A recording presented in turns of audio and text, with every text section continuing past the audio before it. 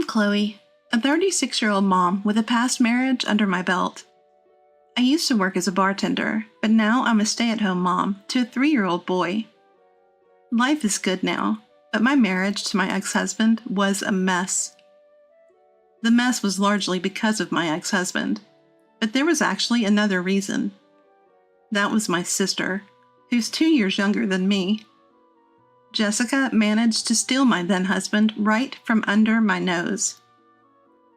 This all happened 3 years ago. I ran into my ex-husband and Jessica at church, of all places, just around New Year's about 2 months ago. When we told them that the child with us was fathered by my ex-husband, they were at a loss for words, and their faces dropped. Considering they were struggling to have a child, the disappointment was visible. It gave me a moment of relief, thinking about how they betrayed me back then. Back then, I was bartending at a well-known bar where I caught the eye of a regular customer.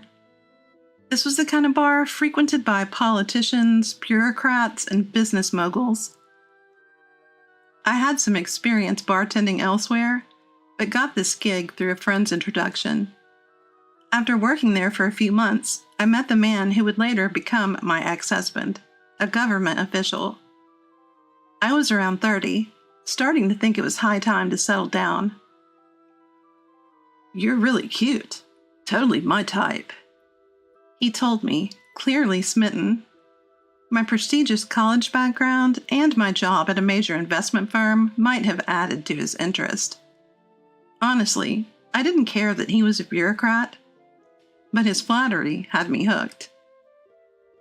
"I would never do anything to make a beautiful woman like you sad," he said. In hindsight, I deeply regret believing those words. Our marriage lasted only 2 years. The only time I felt happy was during the first 2 months.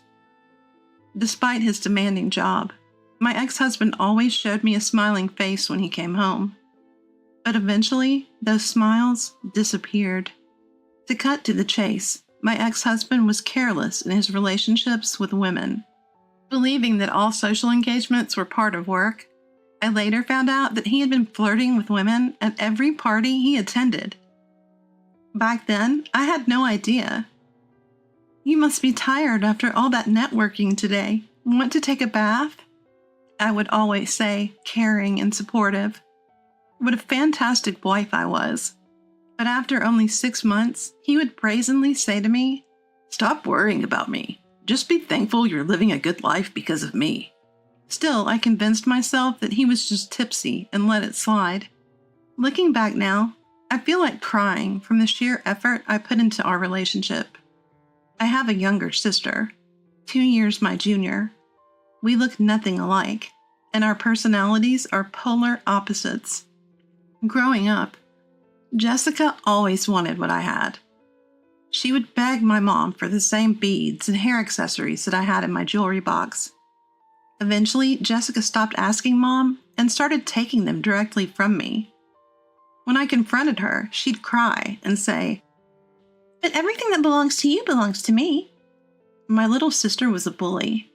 That little bully grew up to be an adult bully.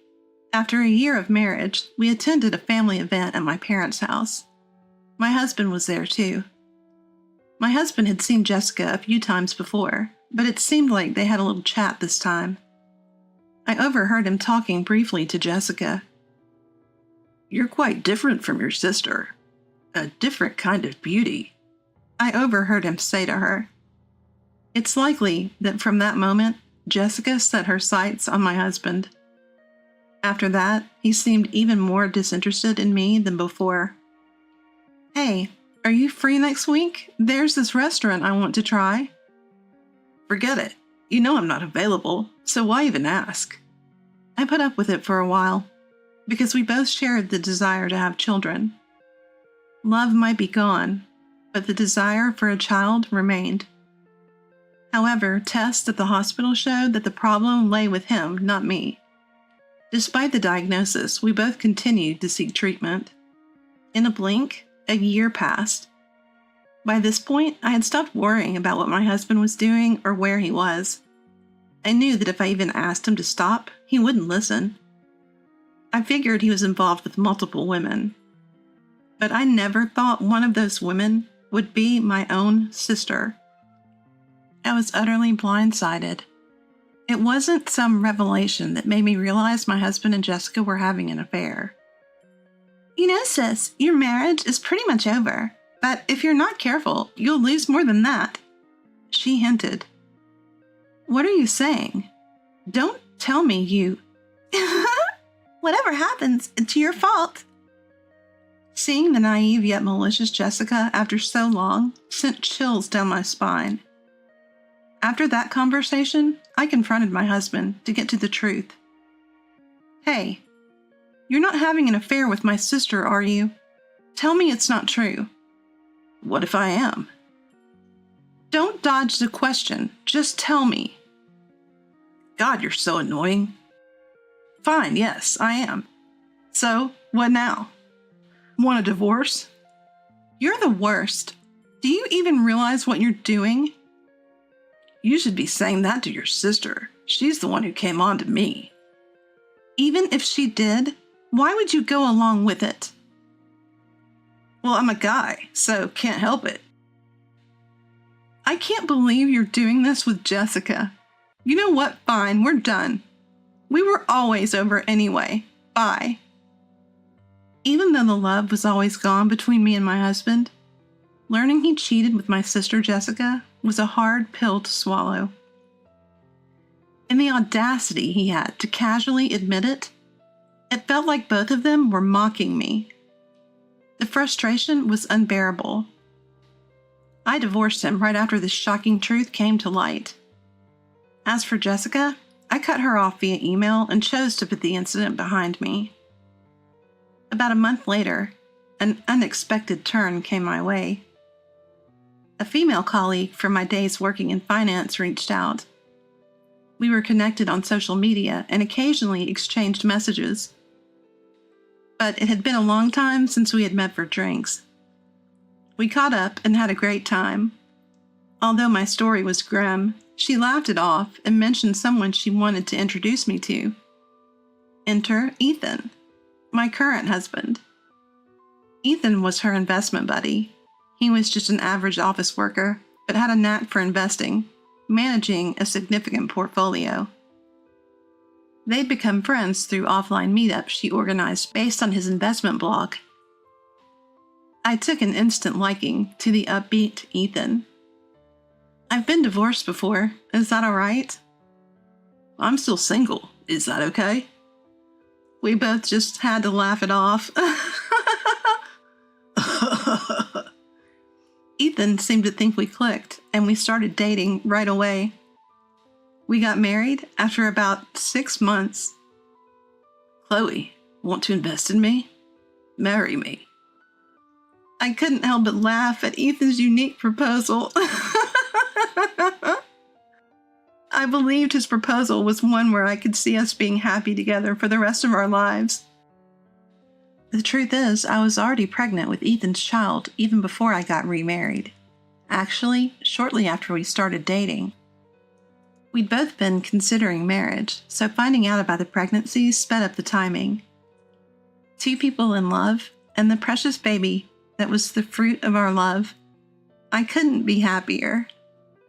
For our first holiday season together, let's go to church and pray for the health of our adorable baby. The fact that they arrived so quickly is proof that our meeting was destiny, don't you think? Sounds good. Yes, let's go. In the midst of my newfound happiness, something unexpected happened at the church we were attending for service. Guess who? My ex-husband and Jessica. Seeing them together for the first time in over a year, they really seemed like a married couple. I had already told Ethan all the miserable details about these 2. Hey, I'm going to talk to them. Is that okay? I don't mind. You sure you're okay with it? Yeah, I'm fine. Look, I'll explain later. But can you play along that this baby is my ex's child? As my ex-husband and Jessica approached us, we pretended not to notice and went up to them. Wow, what a coincidence. It's been ages, sis. Jessica's face, which I hadn't seen in a long time, seemed even more twisted than before. How nice to see you two look so happy together. We are. We're officially married now. Nice to meet you. I've heard so much about you. Really? Like what? Anyway, why'd you go and have a baby with this guy? He doesn't look like he's got much of a future. Poor kid. Don't ever become the type of person who can only judge others by their looks or titles, okay? Ethan said this as if he was talking to the baby, but the snide remark was clearly aimed at Jessica. Bold words for a first meeting. Do you even know who I am? Of course, you're some kind of big shot, right? Nice to meet you, by the way. Do you realize that this is actually your child? At Ethan's statement, my ex-husband and Jessica froze.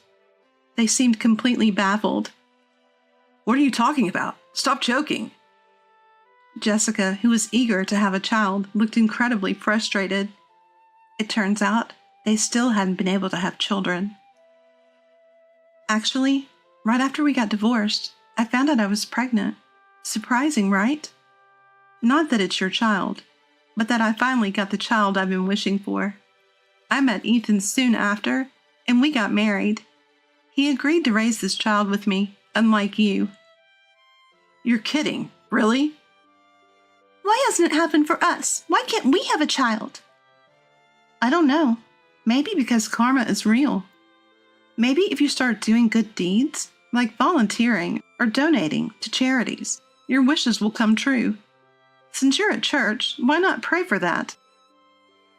You can't be serious. There's no way I can let this guy raise my special child. He comes from a line of bureaucrats. This can't happen. Both of them were completely rattled. Jessica looked like she was about to cry, frantically trying to gain some sort of upper hand over us. Look, I talked to Mom. This guy's just an office worker. Raising a child with a man who doesn't even make that much? That's just asking for this kid to be unhappy.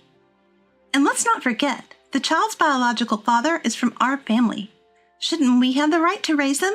Am I wrong? Absolutely. And you know, even after the divorce, if you knew you were pregnant, you had a responsibility to tell me.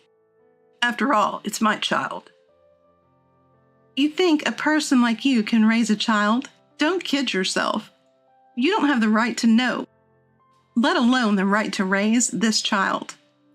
Hey, stop this ugly argument in front of the baby. You abandoned Chloe and this child, remember? Just like Chloe said, you don't have any obligation to be informed or any right to be involved. Sorry, but it's true. And for your information, I might be an office worker, but I've done well in investments. I actually have more assets than you. I don't mean to brag, but... Don't worry, this child won't be unhappy. Shall we go, Chloe? Yeah, take care, especially you two, the careless womanizer and the greedy one. Ignoring the flustered and frustrated pair, we left the church. I'm sorry you got caught up in this, and thank you for going along with me. No problem at all, honestly. I'm impressed with how well I went along with it. I mean, that was some award-winning acting. I fell for you all over again. I never thought I'd end up at the church for the sake of this child, let alone run into those two there. But thanks to that, I was able to get back at my ex-husband and Jessica. I was secretly waiting for this moment. The moment I saw them at the church, it hit me. I could make them squirm with a lie, claiming the baby is from my ex-husband. I'm fully aware it's a cruel lie, generally speaking. But let's not forget the heartless things those two have done to me in the past. No regrets. It was a necessary lie to maintain my sanity going forward. Mom, you don't have to tell Jessica about me, okay? You know the situation, right? Oops, my bad, but what happened to that girl? Don't worry about it. Sorry for all the worry I've caused you. That's what I wanted to say. It's okay, as long as you're healthy and happy. You're getting along with your current partner, right? Absolutely. I'm scared of how happy I am, actually.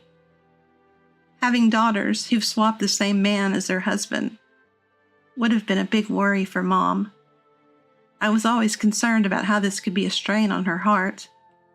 And the fact she's living alone in the family home since my dad passed away, that's another concern for me.